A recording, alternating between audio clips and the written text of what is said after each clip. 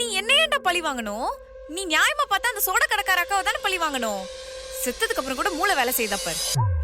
Breakup பண்றது எங்க உரிமை. ஓ,